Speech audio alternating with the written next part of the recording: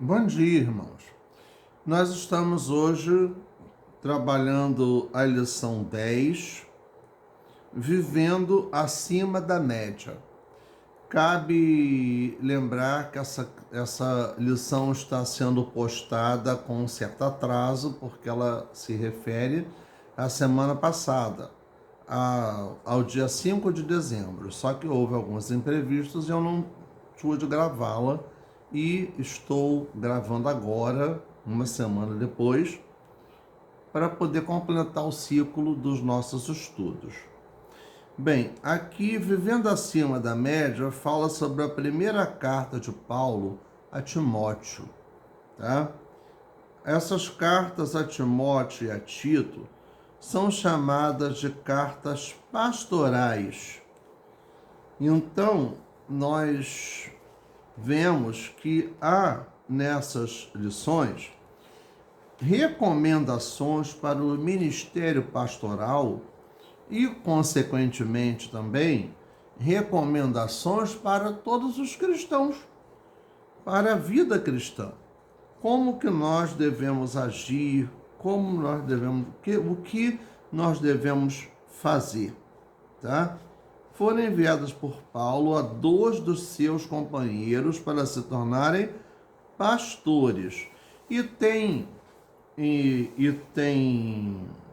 por objetivo, em grande parte do texto, tratar dos deveres do líder, bem como da missão da igreja e a sua integridade. Timóteo era filho de pai grego, que é considerado gentio, por não ser judeu, e sua mãe Eunice era uma judia que se convertera ao evangelho, juntamente com a sua avó Lóide. Isso está em 2 Timóteo 1,5. Era natural de Listra, uma colônia romana na província da Galácia. Ele foi companheiro de viagens missionárias de Paulo e até foi circundado por estes para evitar críticas por parte dos judeus. Em Atos 16, de 1 a 3. Timóteo colaborou também com Paulo em várias cartas, 1ª a 2 aos Tessalonicenses, 2 aos Coríntios, Filipenses, Colossenses e Filemão. Paulo o chama de cooperador. Romanos 16, 21, de meu filho amado, em 1 aos Coríntios 4, de 1 a 7, meu verdadeiro filho na fé, em 1 Timóteo 1, versículo 2. Timóteo era relativamente jovem, porém Paulo o incentivava a ser modelo de fidelidade. Paulo incentivava Timóteo a que levasse a uma vida de santidade, a uma vida de fé, a uma vida de bom testemunho.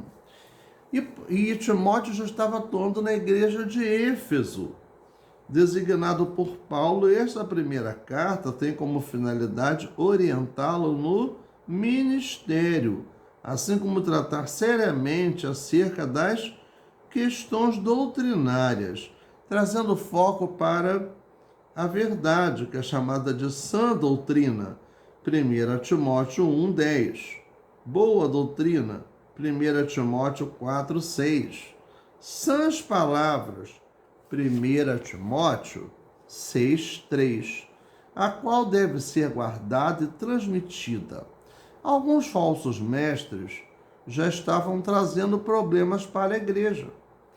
Falsas doutrinas e heresias sempre estão ao derredor da igreja. Portanto, é necessário sabedoria para distingui-las e coragem para combatê-las. A igreja precisa ser coluna e fundamento da verdade. 1 Timóteo 3,15. Então, nós vamos ver algumas lições agora que definem aquilo que vamos estudar nessa lição, no decorrer dessa lição. Isso se refere ao conteúdo da lição, já que o que falamos aqui foi uma introdução. Nós estaremos agora orando, pedindo a direção e a orientação do nosso Deus e fazendo a leitura em 1 Timóteo 6, 11. 1 Timóteo, capítulo 6,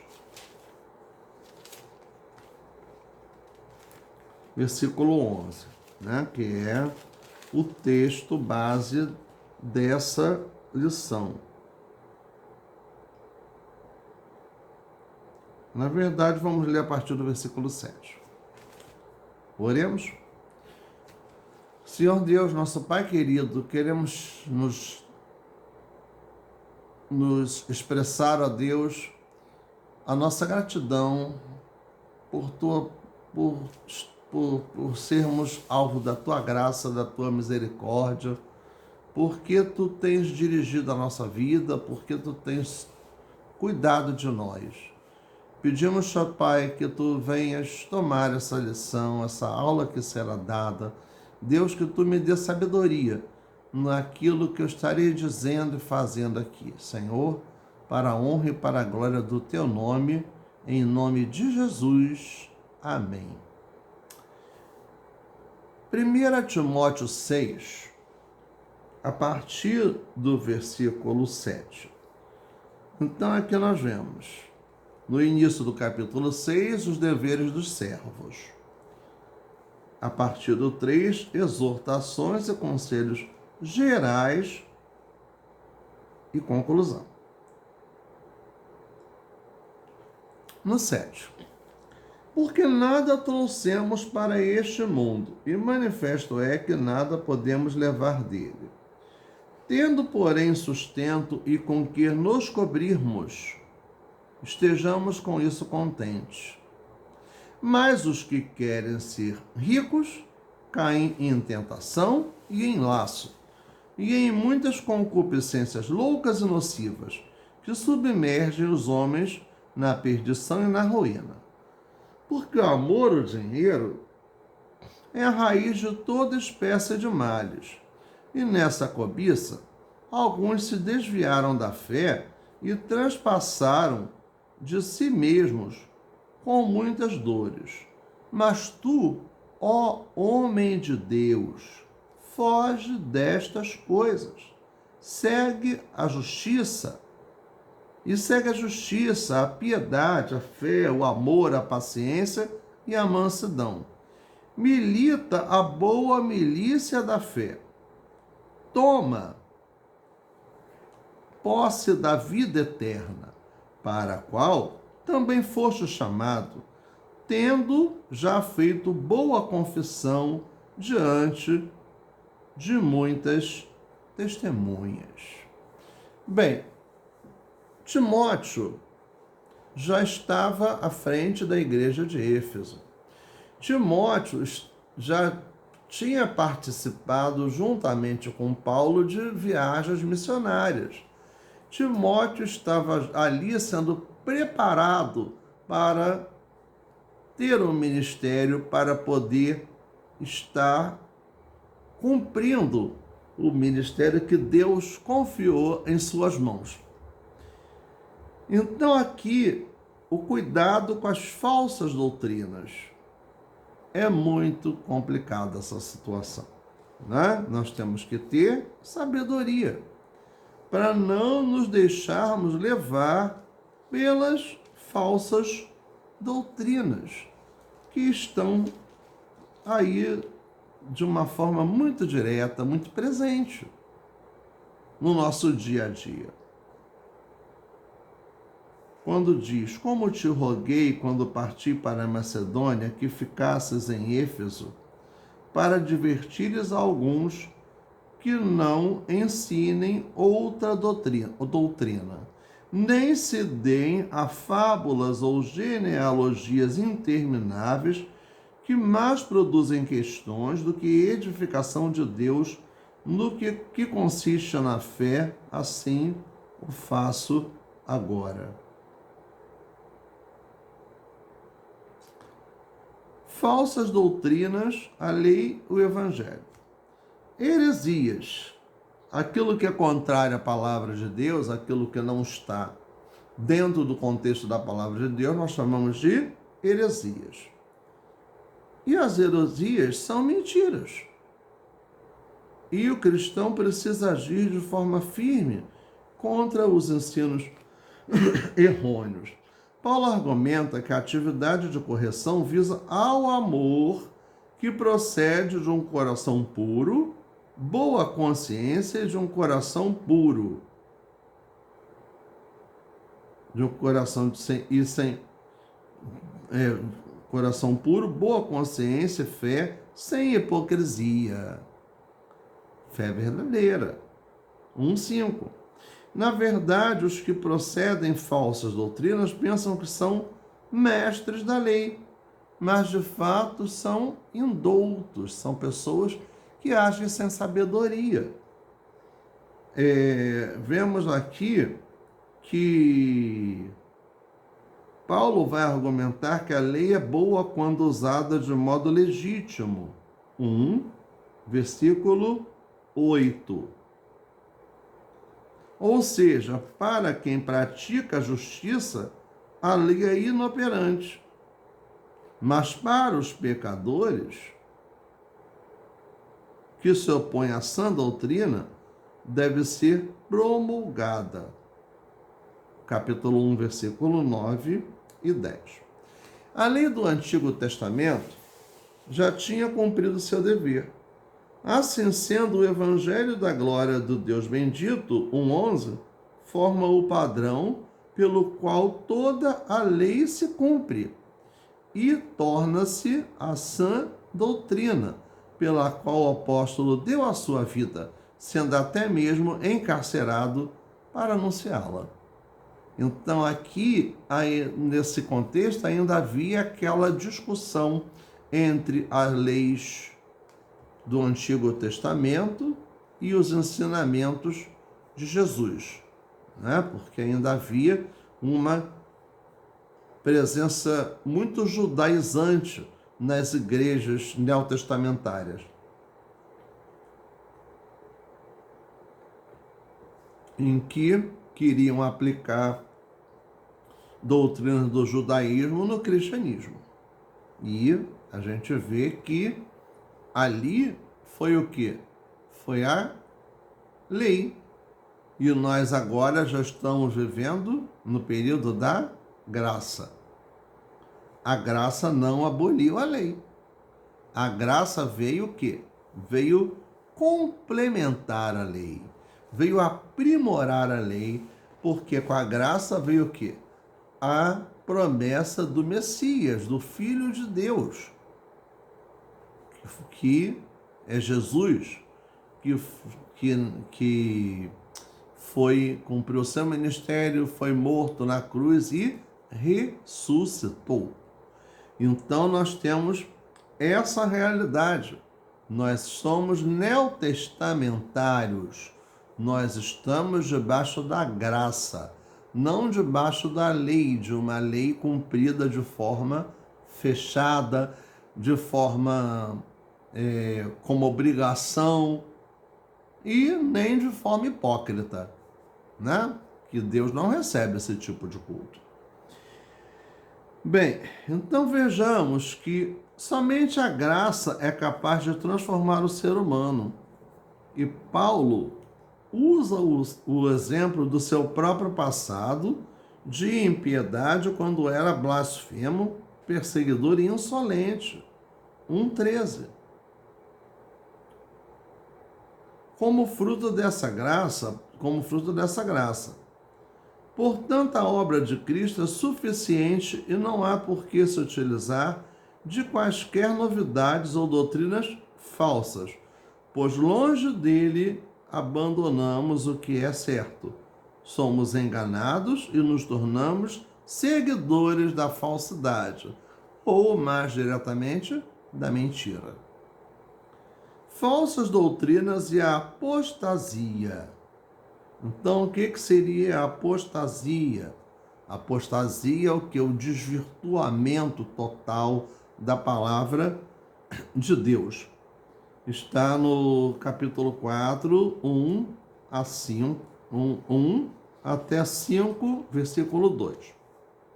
Paulo recebeu a orientação do Espírito Santo e retoma o assunto investindo contra os falsos mestres e seus ensaios. Tá? Ele se refere aos últimos tempos como sendo o período entre a primeira e a segunda vinda de Cristo. Estamos realmente vivendo esses últimos tempos, né? À medida em que os apóstatas darão ouvidos a espíritos enganadores e ensinos de demônios. Os mestres do mal são pessoas hipócritas e mentirosas, que têm cauterizado a própria consciência. Com a aparência de devoção e rigor ético, como máscara ilusória, corrompem a muitos. Todavia, de fato, estão a serviço de Satanás. Por isso, têm a mente escravizada e insensível, a qual é incapaz de discernir o bem do mal. Por que são incapazes? Porque neles não habita o Espírito Santo de Deus. A partir de 1 Timóteo 4, versículo 3, Paulo apresenta algumas ênfases dos falsos ensinos, como a proibição do casamento e a abstinência de alguns alimentos. Chama a atenção quanto à expressão proibição do casamento.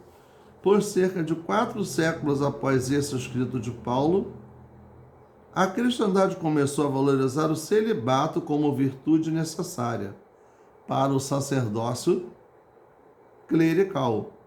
E no Concílio de Latrão, em 1123, passou a ser obrigatório para todos os sacerdotes, no caso da Igreja Católica Romana. Parece que os católicos romanos se encarregaram de cumprir a profecia paulina de surgimento dessa heresia no seio da igreja. Falsas doutrinas e o dinheiro. Aí então a coisa complica, né? Muito. E é uma situação bem atual.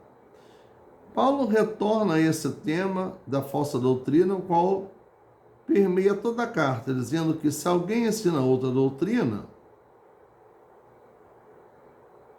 né? Versículo 3 do capítulo 6, o ponto fundamental da heresia tratada se dá quando não concorda com as palavras do nosso Senhor Jesus Cristo.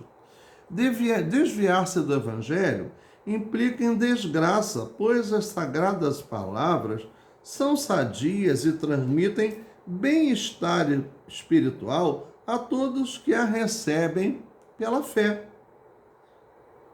Qualquer pessoa que troca a palavra de Deus por alguma outra doutrina torna-se ensoberbecido. Ao invés de possuir entendimento, de fato nada entende. Esses têm apego a questões vãs e contendas de palavras, as quais provocam inveja, calúnia, blasfêmia e suspeita mútua, que em nada edificam. Na verdade, elas vão fazer o quê? Causar divisões na igreja, não a união, não a comunhão. Totalmente o contrário ao plano que Deus tem para a sua igreja, que somos nós. No item 2, no capítulo 2, zelo pelo ministério e oração. 1 Timóteo 2, de 1 a 8. Então nós percebemos Paulo estabelecendo algumas diretrizes para o ministério cristão, a orientar seu discípulo Timóteo. A grande exortação é que se use a prática de súplicas, orações, intercessões e ações de graças em favor de todos os homens. Capítulo 2, versículo 1. A oração tem lugar preponderante e a intercessão deve ser por todas as pessoas, cristãs ou não cristãs. Pois o grande desejo do cristão é que todos conheçam a verdade é a verdade de que Cristo deu a sua vida por toda a humanidade. Muitas vezes, o sentimento exclusivista em algumas comunidades impede que se ore e pregue o evangelho em sua inteireza, como era o caso em Éfeso. De uma forma especial, os governantes e as autoridades devem ser alvo de nossas orações. Como igreja de Cristo, somos o sal da terra e a luz do mundo, promotores da paz de Deus. Portanto, duas razões são mencionadas pelo apóstolo para uma vida de oração como igreja. A primeira é que podemos esperar que vivamos uma vida tranquila e mansa, com toda a piedade e respeito. Piedade diz respeito a uma atitude religiosa de verdadeira reverência a Deus. E respeito significa seriedade moral que leva a um comportamento digno. Em outras palavras, quando temos paz na vida, santidade e justiça prevalecem. Então aí é o que significa piedade. A segunda razão é porque o bom e aceitável diante de Deus, nosso Salvador, tá? Se a oração agrada a Deus, isso já é motivo suficiente para todo crente orar. E por que agrada a Deus? Porque como Salvador, Deus deseja que todos os homens sejam salvos. Para que as pessoas sejam salvas, elas precisam chegar ao pleno conhecimento da verdade, ou seja, precisam se converter, tomando consciência de que há um só Deus e um só mediador entre Deus e os homens, que é Jesus Cristo, homem. Está no capítulo 2, versículo 5, de 1 a Timóteo. Paulo mesmo dá testemunho de que foi um pregador dessa boa nova, 2,7, e deseja que os membros da igreja orem em todo o lugar, levantando mãos santas, onde o evangelho for pregado. A verdadeira oração só tem sentido quando se tem uma vida digna, pois qualquer gesto de oração com o coração impuro é inútil e uma blasfêmia. Orientações para os líderes. 1 Timóteo 3, de 1 a 16. Liderança, o tema liderança é abordado por Paulo, né? E aqui ele focaliza as qualidades pessoais daqueles que desejam servir, mais do que propriamente os seus deveres. O mais importante para o apóstolo era o caráter do líder do que suas atribuições. Os deveres devem ser aprendidos, mas o caráter só Deus pode transformar. Os falsos mestres, os quais ocupavam posições de liderança, podiam até enganar os indoutos e realizar muitas tarefas. Por isso o apóstolo vai apresentar as qualificações dos pastores e diáconos. Ele inicia dizendo que esta palavra que passa a falar é fiel, dada a relevância que está associada à tarefa do líder. Os oficiais são chamados de bispos ou presbíteros, o que significa superintendentes e diáconos. As qualidades dos pastores apresentadas são irrepreensíveis. Marido de uma só mulher, vigilante, sóbrio, honesto, hospitaleiro, apto para ensinar. Capítulo 3, de 2 a 7. Eles estavam encarregados de representar a igreja externamente, bem como exerciam o ministério do ensino e o pastoral internamente, com autoridade para disciplinar os membros. Como um pai cuida da família e do seu lar, assim deve agir o pastor. O requisito irrepreensível significa que não deve apresentar alguma falha de caráter ou conduta, de tal forma que ninguém possa criticá-lo. Deve ter também bom testemunho, tanto por parte dos de fora da igreja, quanto dos de dentro da própria igreja. Para que não seja afrontado ou caia no laço do diabo. Assim, os presbíteros que governam sejam bem estimados por ser dignos de duplicada honra, principalmente os que trabalham na palavra e na doutrina. Capítulo 5, versículo 17. A honra da posição daquele que preside e ministra a pregação, ensina e pastoreia o rebanho, deve ser correspondida por dobrados honorários. No caso dos diáconos, embora subordinados ao pastor para exercer a função, também são requeridas algumas qualidades. O próprio significado primário do termo revela que o diácono deve servir, como uma capacidade de garçom, tal como servir à mesa. O exemplo maior vem do Senhor Jesus, o qual ensinava aos seus discípulos como agir, seguindo o seu próprio exemplo, como aquele que serve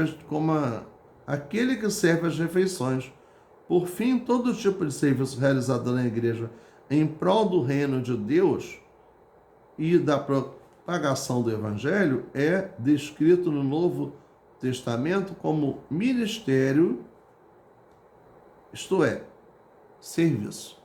Ministério, então, significa serviço, sinônimo de serviço. Os diáconos e diaconisas devem ser, portanto, de uma profunda convicção cristã, conservando o mistério da fé com a consciência limpa, capítulo 9, versículo 3. Não, versículo 9, capítulo 3. Ou seja, uma consciência livre da maldade ou vergonha, objetivando estar vinculada a uma fé sadia. Então vejamos aí. O ministério da fé abriga todas as verdades que estavam ocultas e que agora são acessíveis por meio do plano redentor de Deus, o qual tem sido manifestado aos que creem.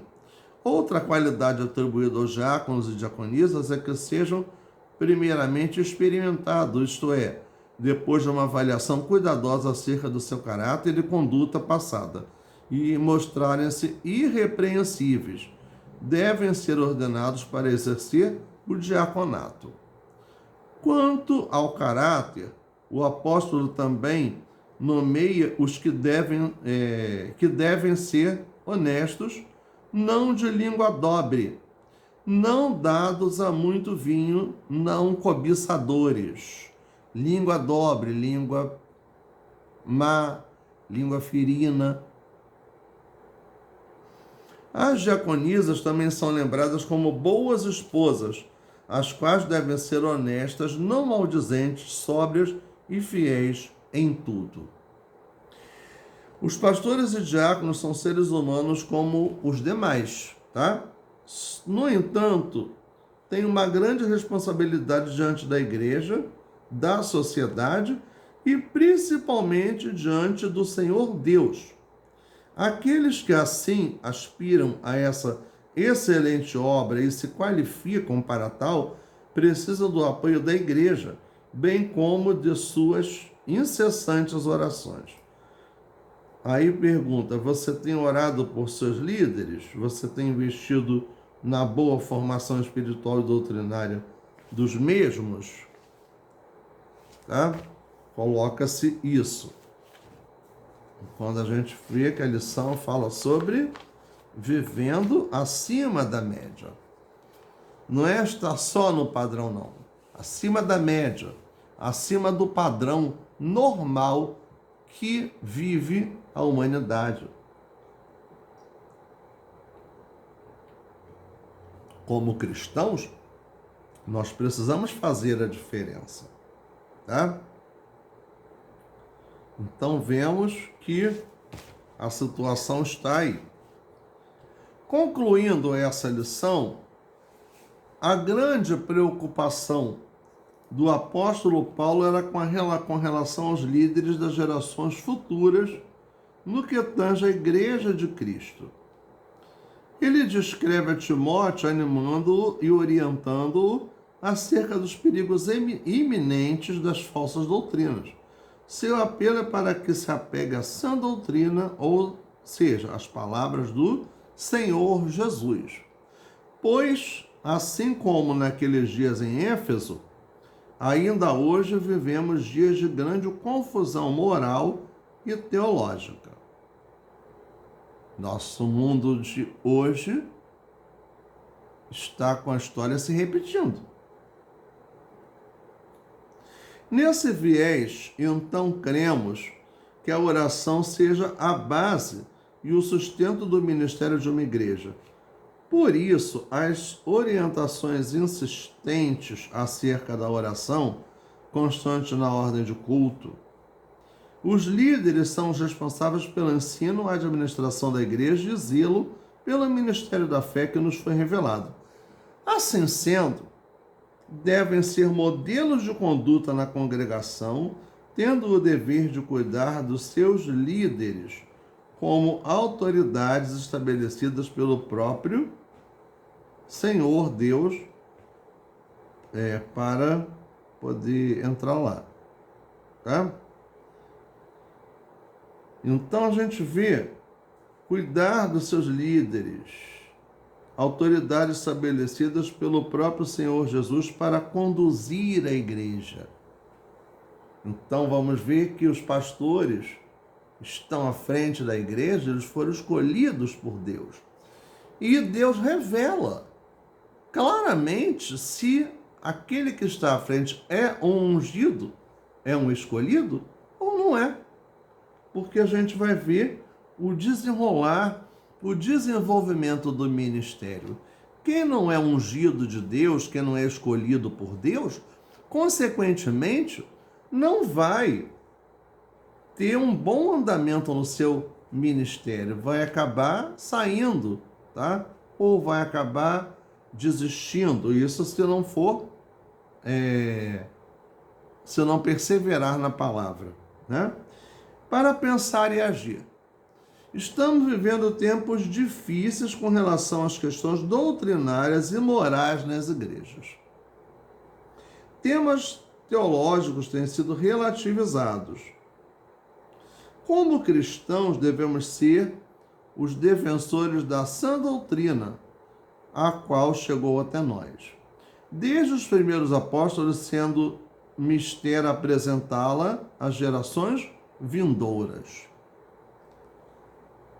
Segundo item para pensar e agir. O culto congregacional público necessita de ordem e a oração deve ser integrante. Toda a igreja deve orar, suplicar, interceder e agradecer. Todas as pessoas e autoridades precisam ser alvo de orações. O Senhor Deus deseja que todos sejam salvos e tenham pleno conhecimento da verdade. Para tanto, a forma mais eficaz é quando a igreja ora pelos pecadores.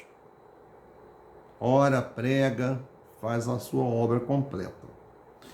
Pastores e diáconos precisam ser exemplo para a congregação, bem como terem seus testemunhos, terem um bom testemunho. Entretanto, a igreja precisa orar por cada um de seus líderes, a fim de exercer o ministério com toda dedicação, comprometimento, zelo e amor. Então, claramente que a gente vê aqui no tema da nossa lição, vivendo acima da média. A média já é o necessário. Acima da média é o que Deus quer que a gente viva. Acima da média. Vivendo em completa santidade e meditando na sua palavra. Nós estamos concluindo aqui essa lição número 10 e queremos dar o andamento, né, que estaremos aí com a lição 11 já sendo postada, tá? E estamos aí refletindo sobre a nossa vida cristã, tá? No caso, não só aos pastores, mas a toda a igreja. Então vemos que precisamos levar uma vida acima da média, estarmos além do padrão da normalidade, em relação à nossa santidade, em relação à nossa vida, à nossa comunhão com Deus. Oremos então pelo encerrando a nossa aula e quero que estejam também em oração pelo nosso país, pelo nosso estado, as cidades, pela nossa classe da Escola Bíblica Discipuladora, pela nossa professora Jália e seus familiares. Então temos esses propósitos de oração que precisam ser colocados para nós no nosso dia a dia. Oremos então, irmãos. Muito obrigado, Senhor, pela Tua palavra, Senhor, aqui estudada, porque Tu, Senhor, coloca para nós a realidade de estarmos contigo, de o Teu Espírito estar nos dirigindo. Deus, obrigado pelo Teu cuidado para conosco. Te pedimos, Senhor, pela Tua orientação sobre nossas vidas, ó Pai, a cada momento, a cada instante, que Tu nos dê sabedoria, nos dê a Tua direção, Pai, toma-nos em Tuas mãos, Senhor, a cada dia, Senhor, para que podemos fazer sempre a Tua vontade. Visita a nossa professora Jália, sua saúde física, seus familiares, abençoa todos ali, Senhor Deus. Seja conosco, Pai, nos dirigindo pelo Teu poder, em nome de Jesus. Amém.